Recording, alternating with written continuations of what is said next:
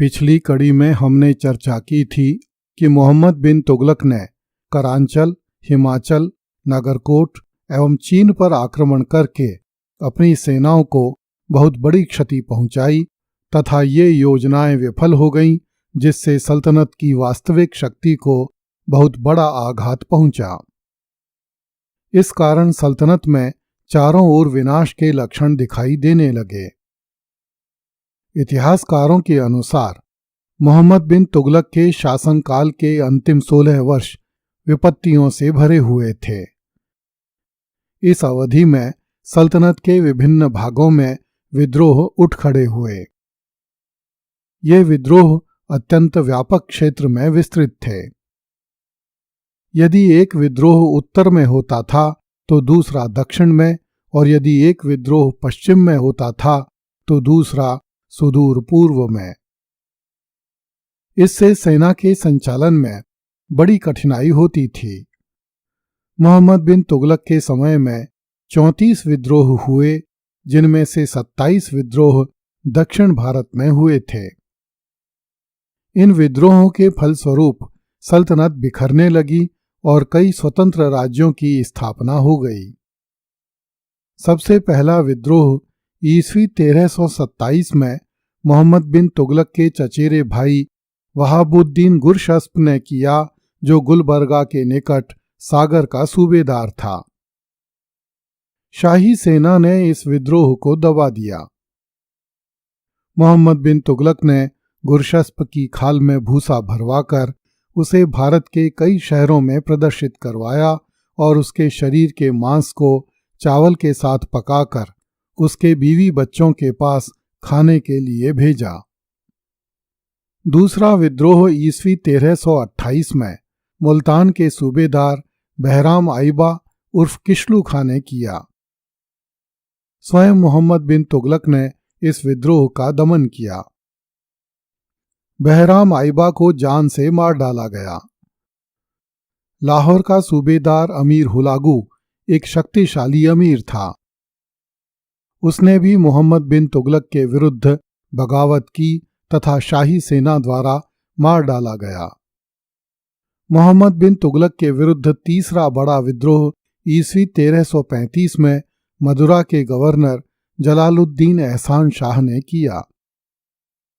इस समय दोआब में अकाल था और प्रजा में असंतोष फैला हुआ था।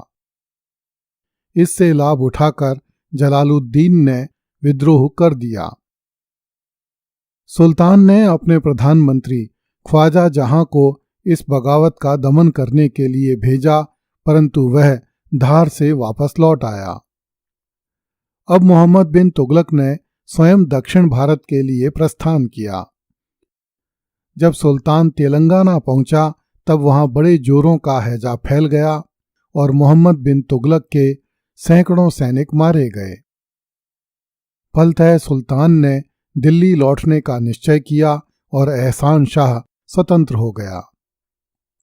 एहसान शाह के विद्रोह की सफलता का प्रभाव साम्राज्य के अन्य भागों पर भी पड़ा। उत्तर तथा दक्षिण भारत में यह खबर फैल गई कि सुल्तान मोहम्मद बिन तुगलक की मृत्यु हो गई है। फलतः ईस्वी 1335 में दौलताबाद के सूबेदार मलिक हुशंग ने विद्रोह कर दिया।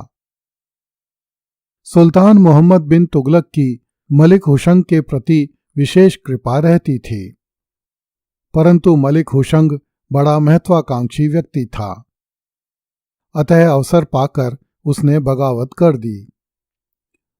जब शाही सेनाएं मलिक हुशंग के विरुद्ध कार्रवाई करने पहुंची तो मलिक हुशंग को भागकर हिंदू सरदारों के यहां शरण लेनी पड़ी। मोहम्मद बिन तुगलक ने उसे क्षमा कर दिया। मोहम्मद बिन तुगलक की मृत्यु की झूठी सूचना पाकर उत्तर में एहसान शाह के पुत्र सैयद इब्राहिम ने भी विद्रोह कर दिया। सैयद इब्राहिम भी सुल्तान का बड़ा विश्वास पात्र था। अंत में उसने शाही सेनाओं के समक्ष आत्मसमर्पण कर दिया। फिर भी मोहम्मद बिन तुगलक ने उसकी हत्या करवा दी। इन दिनों पूर्वी बंगाल में बहराम खां शासन कर रहा था।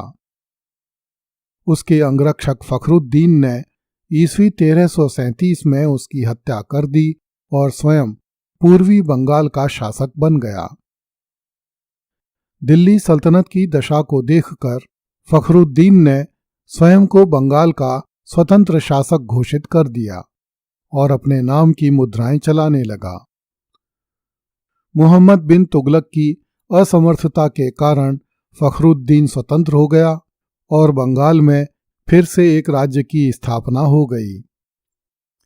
बंगाल के विद्रोह की सफलता को देखकर कड़ा के सूबेदार निजाम भाई ने भी विद्रोह कर दिया। ईस्वी 1338 में शाही सेना ने उसके विरुद्ध कार्रवाई की और उसकी जीवित ही खाल खिंचवा ली गई। अली शाह दिल्ली सल्तनत का एक उच्च अधिकारी था। उसे मोहम्मद बिन तुगलक ने दक्षिण में मालगुजारी वसूल करने के लिए गुलबर्गा भेजा, परंतु उसने गुलबर्गा के हाकिम की हत्या करके शाही खजाने पर अधिकार कर लिया। इसके बाद अली शाह ने बीदर पर भी अधिकार कर लिया, परंतु कुतलुक खां ने अली शाह को परास्त करके बंदी बना लिया तथा उसे दिल्ली भेज दिया, जहां मोहम्मद बिन तुगलक ने उसकी हत्या करवा दी। आइन उल मुल्क अवध तथा जफराबाद का गवर्नर था। उसने दिल्ली सल्तनत की बड़ी सेवाएं की थीं। एक बार मोहम्मद बिन तुगलक दक्षिण के गवर्नर कुतलुक खां ख्वाजा के काम से असंतुष्ट हो गया। इसलिए सुल्तान मोहम्मद बिन तुगलक ने कुतलुक खां ख्वाजा को वापस बुला लिया और उसके स्थान पर आइन उल मुल्क को नियुक्त करके उसे अपने बाल बच्चों के साथ दक्षिण जाने की आज्ञा दी। यद्यपि आइन उल मुल्क के लिए यह बड़े गौरव की बात थी, परंतु उसे लगा कि सुल्तान ने उसे अवध से हटाने के लिए ऐसा किया है। इसलिए आइन उल मुल्क ने विद्रोह कर दिया। आइन उल मुल्क का विद्रोह सबसे भयानक था। फिर भी शाही सेना ने उसे परास्त करके बंदी बना लिया। जब आइन उल मुल्क सुल्तान मोहम्मद बिन तुगलक के सामने लाया गया तो सुल्तान ने उसके द्वारा पूर्व में दी गई सेवाओं तथा उसकी विद्वता को देखते हुए उसे क्षमा कर दिया। मोहम्मद बिन तुगलक को विपत्ति में देखकर शाहू अफगान लोदी ने मुल्तान के सूबेदार को कैद करके स्वयं को मुल्तान का स्वतंत्र शासक घोषित कर दिया। विद्रोह की सूचना पाते ही मोहम्मद बिन तुगलक ने दिल्ली से मुल्तान के लिए प्रस्थान किया। इसकी सूचना पाते ही शाहू अफगान मुल्तान छोड़कर पहाड़ों में भाग गया और सुल्तान के पास एक प्रार्थना पत्र भेजकर क्षमादान की याचना की। फलतः मोहम्मद बिन तुगलक दीपालपुर से ही दिल्ली लौट आया। इस समय तक सुल्तान के 1 लाख सैनिक करांचल के अभियान में मारे जा चुके थे। उसके हजारों सैनिकों को हिंदुओं ने अन्य अभियानों में मार डाला था।